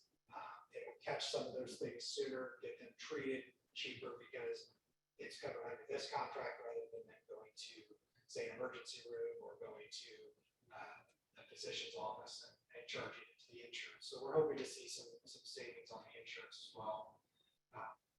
In the 23 budget year, that contract will be split 50-50 with the company. So we're anticipating that our portion of that will be approximately $40,000, split $20,000 for PD, $20,000 for fire. So you'll see that in each of their budgets as well. So as you scroll down, you'll see this graph of the breakdown across the city, but then you get into the year-over-year comparison to discuss. So this is the graphical representation showing 22 versus 23. See, obviously it has increased. And here's the numbers that support that. So just for the general fund portion, it's increased from 7.5 million to 8.372 million. Below that, you'll see the line item budget. So if you want to see what is in these line items, you just click on the major classification and it will pull up all the things that make up that number. So you'll see here all the salaries, go through the benefits, they're all included under personal services. The back button up here, summary, you can see supplies. See the services and charges. So each of those line item budgets that in the past were printed out, in very small type on that page, they're all listed here now. Scroll through, we've got what it was in the prior year, that's that key line number, and then what it is that we're requesting for this year. So we hope to make that a little more accessible, easy to follow for everyone. And then scrolling down, as I mentioned, the police department touches multiple funds. So when you get into it down here, what we're looking at are the numbers specific to the police department across all the funds that are on this website. So that total budget is increasing from 8.5 million to 10.2. And you can see all of the funds that are impacted by the PD. So as I mentioned, the police pension fund is covered under here. They have funds within the CCI tax levy, that's Cume Capital Improvement, Cume Capital Development. There are some lines. Some of those are repair and maintenance lines for the PD building, as well as the training facility, Louis Boulevard. The food and beverage tax, we've moved a lot of the vehicle leases that were already in existence under there. That statutory legislation that established that did allow for purchase of capital items. So that's why we were able to move some of these things under here. So that's the vehicles that have been leased for 19, 20, 21, as well as the body cameras and tasers. Those are on the lease. So we're going to cover all of that through the food and beverage tax. And you can see here just the GEO bonds. The thing there for the police department coding is the 16 Explorers, 43,125 apiece. Hopefully that number holds in the next year. That's what they were when we did the budget. Not that anybody can actually get anything right now. There's the HQ maintenance cost. So really, the idea here is that we make it easy to find where a department impacts across the board, because many departments have spends that are not just held within a single fund. So you'll see that throughout the different summary pages that we do try to hit their main operating fund, and then down below we'll try to show off where all of those the expenses for that department as a whole are coming from. Back here, so now we've touched on PD, we'll jump to the fire department. Did anybody have any questions on the police department? So on the fire department, we're adding 6 new probationary firefighters. That does, as the mayor mentioned, give us full-time staff on every piece of apparatus at every firehouse. Our next step now is we are in design planning for Station 95. Once that's in place, we'll have to get staffing for that as well. So that's the next staffing plan moving forward. We did have a 7% increase to pay. Health insurance went up, benefits went up. Supplies, obviously, both police and fire do need a lot of fuel, so there are significant budget lines for both of those departments. Cleaning supplies for the firehouses. Turnout here, that's really an inflationary line because the cost of that from the vendors going up, we're having to increase our budget line. We have a line for some station furniture and then increases to their public education program and training supplies. Services and charges, utilities, as we discussed, building maintenance costs, we've increased that based on inflation. The cost of getting a lot of the work done continues to grow. Pump and ladder testing was increased. Tire repair and replacement, that's another inflationary line. Software licenses, training classes, outside instructors. 2 other new lines you'll see, the physical therapy line that I discussed, and then also paramedic training for 2 individuals was added as a line item. That is new this year under the old system with community that was provided by community. Now we are associated with Franciscan and there is a capital outlay line within the fire operating plan fund for station improvements. We did increase that because of inflation. They are seeing increased costs for all those types of things they're trying to do. As you get down into it, here's the comparison 22 to 23 graphically and then numerically. We're going from an $8.2 million budget to $9.5 million budget in the fire operating fund. That fund is mostly covered by local income taxes. It's also going to see some of the edit money and then property taxes. So again, we get into seeing all of the different line items. I'm not going to go through every single one, but personal services, that's where you're going to find salaries, wages, benefits.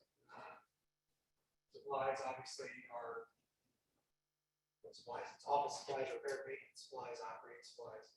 Services and charges generally relate to third-party vendors and capital outlays.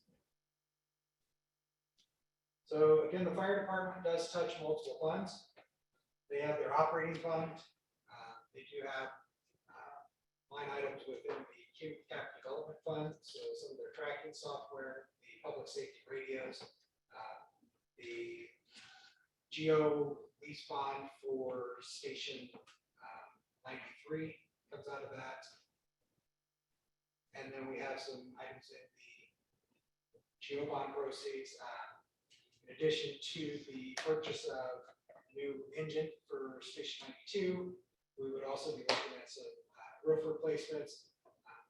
There's a storage facility at station 94 that definitely needs a new roof, and there's some work needing done on several other station houses that we want to get that accomplished in 2020. Any questions on fire? Yes, sir. Greg, you mentioned something that I had a question about, discussing fire station 95. Is that maybe going to be, how soon do we see a timetable that next year? Right now, 2 years? the chief is getting into the design process with the architects. After that, it'll be figuring out the funding. It's likely going to be a bond issue, whether that's a TIP bond or a geo bond, I'm not certain yet. Figuring out the timing on it. I will say that if we were starting today, we'd probably be paying a premium for building materials and labor. I'm kind of hoping that by the time we're ready to start construction, that's come down a little bit, so we don't get bit by that inflation level.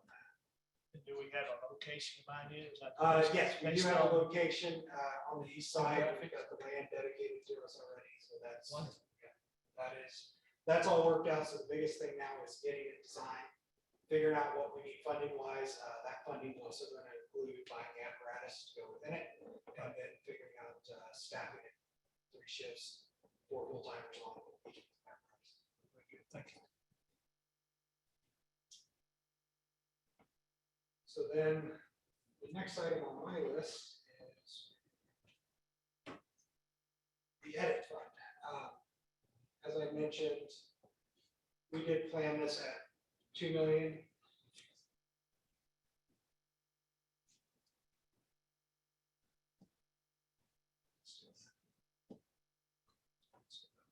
I'll come back to that one at the next meeting, but basically that $2 million is intended to be used for police fire salaries. It's just going to go out as reimbursements to the general and fire funds, rather than trying to spread out the salaries of those people and hit that fund directly. It's easier to do it as a reimbursement. So is that earmarked just for that? It is specific to those 2 items. Parks and Rec. So Parks and Recreation is spread out mainly for their operating across 2 funds.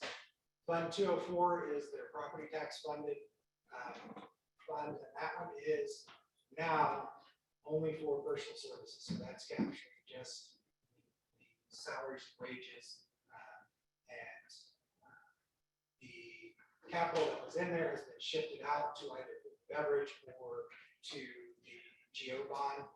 The idea here is we can then take those property taxes that would have gone to that one, shift it to the general fund, which increases our funding available for PD, and then also allows us to move more local income tax to fire. The reason we don't move the property taxes directly to fire is because the fire fund is on that smaller assessed value base, which means moving that there causes a greater impact on tax caps and causes a greater impact on tax rate. So what we want to do is try to maximize those funds by shifting them into the general fund and then using local income taxes for fire. Within the food and beverage fund for parks, what you see is their supplies. So again, fuel, you can hear that again and again. Operating supplies as the field houses come online, we're finding what, new things we need, also some inflationary impacts. Community center is feeling the inflationary impacts. There's a manual vacuum purchase under repair maintenance supplies, that's a new line item. Under other supplies, there's some umbrellas. Those are the big things out of Freedom Springs. Parks Foundation is going to split those costs with the city. And then some graphics computers for their marketing folks. Got increases to repair and maintenance services at Freedom Springs. This includes the slide restoration. Obviously, the sun plays havoc on the slides. We do have to restore that every so many years. Those play features out there. There's a pump motor that is in need of replacement that's been in, I believe, since the beginning. And we're going to start a tree maintenance program and then add some safety services at some of the playgrounds. The health insurance reimbursement is increasing based on the increased number of people in the Parks Department, as well as the 26% increase in costs that I discussed earlier. Now you can see it here. This is just the Fund 204. So by moving out the capital, we actually have a slight decrease in the impact on that property tax fund, which we're more out of it, property tax otherwise. That fund is also funded with the receipts from Freedom Springs admissions, community center admissions, and fieldhouse admissions. So more and more the salaries and wages piece is generating a big chunk of, is being generated largely from their actual operations. Another interruption I'm thinking about, how do we do this year, Freedom Springs? Monday was last day, right? As of the That's end of pretty last month, we were at 953,000 in receipts, and I don't think that captured the last few days of opening. I don't know if you have the final number. Close to $1 million. No punishment had it the wash the last week. So just under $1 million in receipts for admissions. That doesn't include concessions and all together. So again, Fund 204, their main operating fund is all personal services. If you're interested, you can click down into the line items. And then food and beverage. Again, you can see some growth in the services and charges and supplies, as we discussed, driven mainly by inflation, and then also the move of capital expenditures into here. Just go down, you can actually see line items for Fund 205. One thing I will say with the food and beverage, we were pretty conservative in the first 2 years, mainly because the first year of the food and beverage was also COVID, so really didn't get a good feel for the receipts. After this year, we're feeling pretty good on the receipts, and we've actually maximized the use of that to the benefit of particularly being able to do some of the public safety increases that you see. And then across multiple funds, Parks obviously has their operating fund, food and beverage, and then they do have some items within that proposed share bond.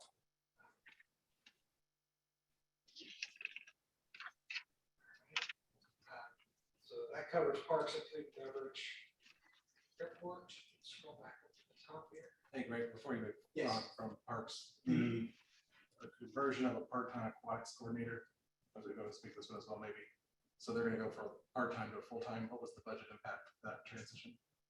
The main impact will probably be related to the benefits costs.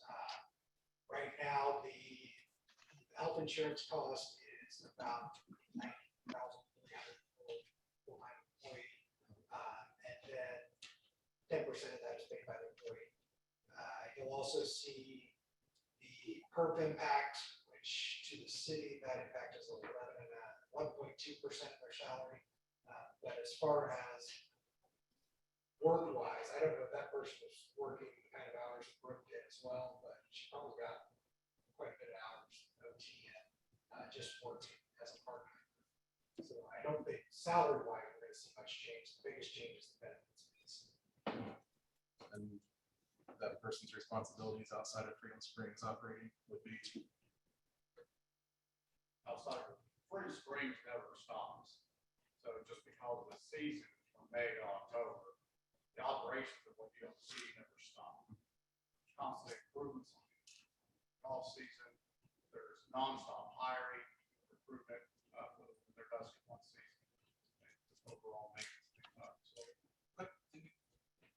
And I will say, at the Parks Board meeting last night, Brooke did mention that they've already started hiring for next season. So, you know, anybody that wants to be a lifeguard or work at Freedom Springs, reach out to the Parks Department. They are free. All right, next item on my list is human resources. 5% cost of living adjustment, and then some increases to office supplies and drug testing kits. A lot of that is just based on our hiring. As we increase the number of employees that are required to do the drug testing, we're having those kits, trying to have stock up on those while we can get them cheaper. We do a lot of contract negotiation with that company to where we do a lot of the work on the front end to keep that cost down, but we do have to buy the kits in order to do that. And Greg, is that done at Randall, other than? Yeah, so employee? there's the pre-hire drug test, which is done everybody, but then Right. if you are in public safety, if you have CDL, at the airport, there are certain positions that are required to be under that random drug testing program. And so the more people we hire in those positions, the bigger that random pool goes. So you do have to have those supplies for that as well. Right, thank you. So you see the slight increase here year over year. The HR budget is basically captured within the general fund. You will see when we get into Board of Works, there is a line item in CCD for training. Used to be we did it by department and they each have their own training budget, but what we're trying to do is centralize and bring all that under one umbrella and pay from it from one source, because a lot of that is management training, supervisory training, safety training that crosses multiple departments, and it's easier for us to just capture that in one place. And Lisa kind of oversees scheduling all of that, and then Board of Works would be capturing the payment of those.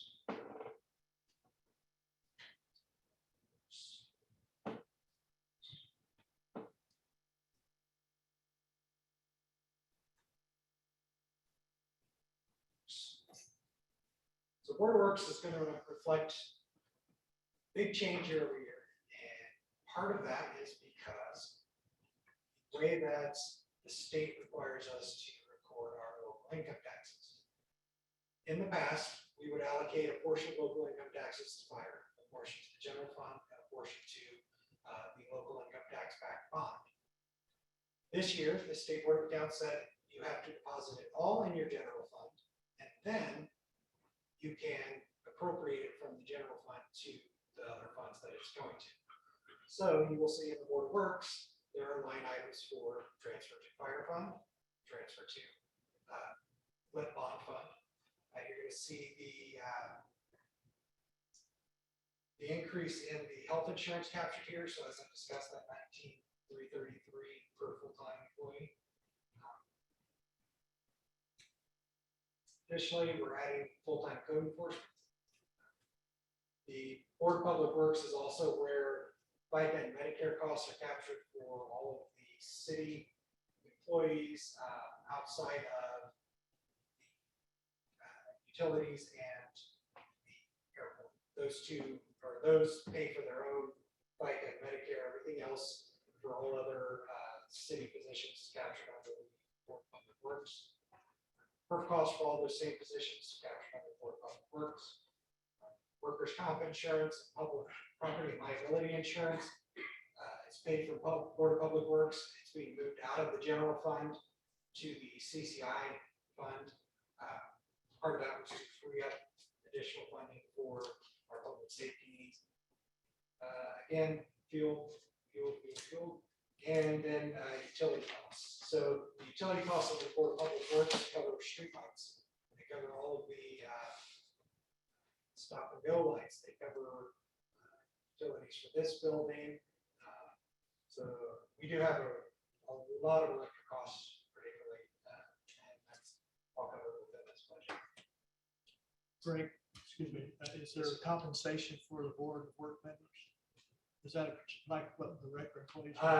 Yes, that would be within this budget as well. It's actually 50% for the general fund and 50% from the sanitation budget. So it's another 5% across the board. Well, they're not seeing it. The Board of Public Works is not slated for an increase. Oh, okay. Yeah, That's they're what not considered looking at. full-time employees. Okay, got it. Thank you. So again, as I mentioned, the transfers, the local income tax, which really kind of skews the year-over-year comparison. So that's why you see this big giant change.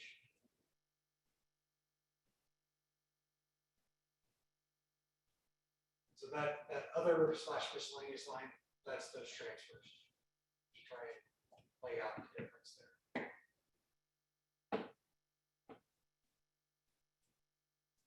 So again, you can kind of get into what each of these are. Personal services, that's going to be where we're capturing the change in health insurance as well. So that's going to be pretty significant. As far as across the board departments go for Board of Public Works, they've got line items in multiple funds.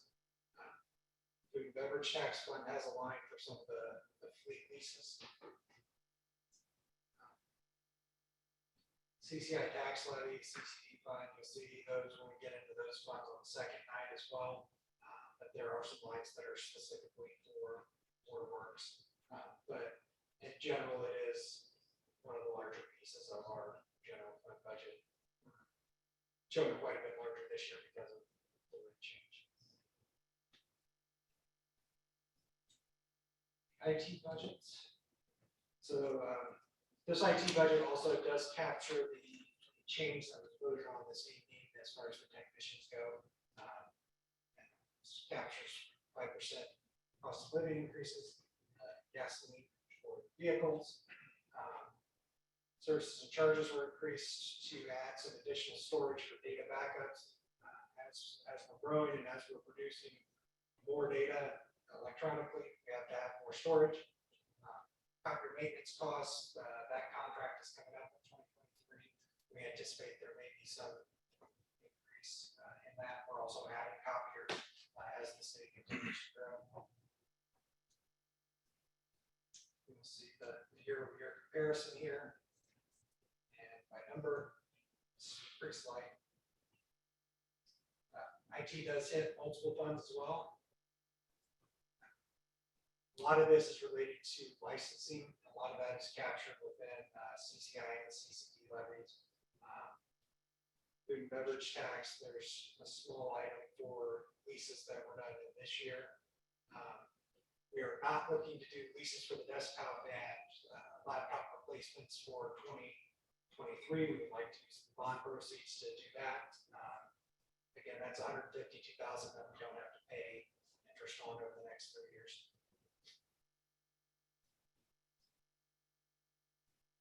Legal department.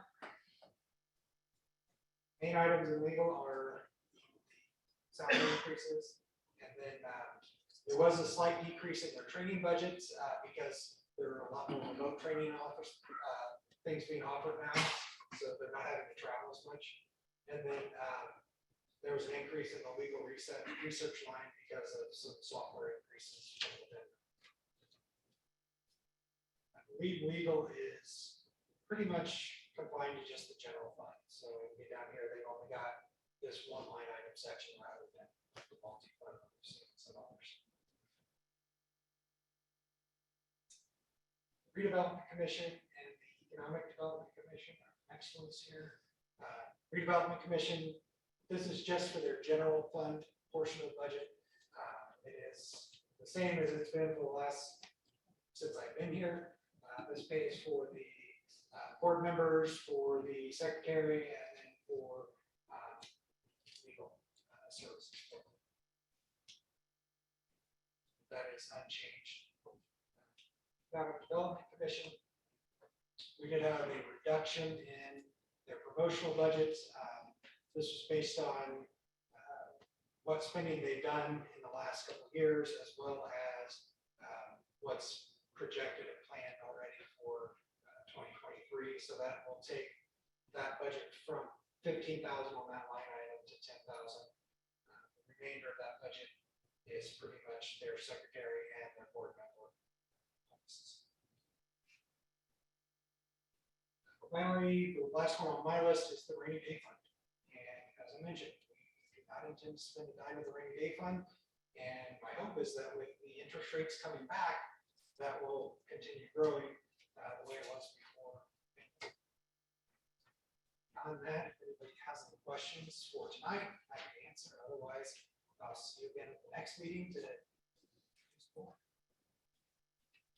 Any questions? All right, thank you, Mr. Wright. Look forward to our next meeting. I have a couple items of business. You all may have received information, and if Adam is still online, I apologize for not bringing this up earlier. But our tax abatement committee, or whatever they're called, has submitted a couple possible compliance problems. One is Airbond International LLC, and the memo I received states that the 2022 compliance with statement of benefits form, CF1, related to their 2006 property tax abatement, said upon review of the file, the city has not received a CF1 since 2011, or following 2011. In the current 2022 CF1 submitted reports significant drop in employee salary count. And per the Johnson County Assessor's Office, Airbond is eligible for 4 more years of abatement incentive. And the Tax Abatement Committee would recommend the council direct staff to begin the process to terminate this tax abatement and set time for public hearing. With that, they have prepared a letter that requires my signature, the council president's signature. And the letter states, written to Airbond, says you are hereby notified that the Greenwood Common Council alleges that you have failed to substantially comply with the statement of benefits filed with the Common Council on June 6, 2006. Just for the record, Mr. Bates was council president then, and he was the only person on the council now who was on the council then, by the way. But anyway, on the June 6, 2006, regarding a petition for property tax deductions or tax abatements on personal property located at 800 Commerce Parkway West, Greenwood, Indiana. Specifically, you have failed to provide the council with information showing the extent to which there has been compliance with the statement of benefits as required by the Indiana Code, and it gives the numbers. Pursuant to Indiana Code, you are hereby notified that you must appear before the Greenwood Common Council on October 3rd, 2022 at 7 p.m. in the City Center Council Chambers, 300 South Madison Avenue. The Common Council shall then and there receive information from you and other interested parties to further consider your compliance with the statement of benefits. If you fail to appear at the stated time and date, or fail to provide information as showing you have substantially complied with the statement of benefits, or that you are making reasonable efforts to comply, the Common Council may act to terminate the property tax deductions previously approved. I would need a motion to authorize me to sign this and mail it out. Certified. Certified and email. We get both ways. Motion by Mr. Bates, second by Mrs. Gibson. Any discussion? I mean, they clearly don't care. They don't want it. It's been 11 years since they filed anything. Yeah, I uh-huh. mean, Yeah, there was a lot of verbiage in there that we can still get them the tax evasion. I hope that we have no yeah, intention well, on giving them that- more years. but anyway, that's, Due process. yeah. Due process. Still in business? Okay, oh, yeah. All right. I have a motion and a second. Any further discussion? Roll call on the motion to just presented. Campbell, Aye. Foster, Aye. Gibson. Aye. Hill. Aye. Hopper. Aye. Lexi. Aye. Pendleton. Aye. Williams. Aye. Bates. Aye. Motion is approved with a vote of 9-0. I have one more. MREIC IN3 LLC failed to file the 2022 compliance statement of benefits related to 2018 real property tax abatement. Subsequent to the May deadline, the city became aware that this company filed a notice of appeal on the valuation of their property. The valuation of the deduction is approximately 25 million in AV, or approximately 750,000 in real estate taxes. Their abatement agreement language specifically addresses the responsibilities regarding appeals. At this time, the abatement committee would recommend the council direct staff to begin the process to terminate. I have an identical letter, same wording, I will not read it, addressed to them, and I need a motion to allow me to sign that. A motion by Mr. Bates, second by Ms. Gibson. We're all here. We can do a voice vote, I think. Well, she suggested we will call. I said you could do either. And he would roll call. I don't roll call. Roll call. Let's do another one. Foster. Aye. Gibson. Aye. Hill. Aye. Hopper. Aye. Lexi. Aye. Pendleton. Aye. Williams. Aye. Bates. Aye. Campbell. Aye. Again, Mr. Stone, I apologize. All right, No worries. Thank you. thank you. All right, anything from the mayor? All right. Long gone, the mayor. We are adjourned. All right, so-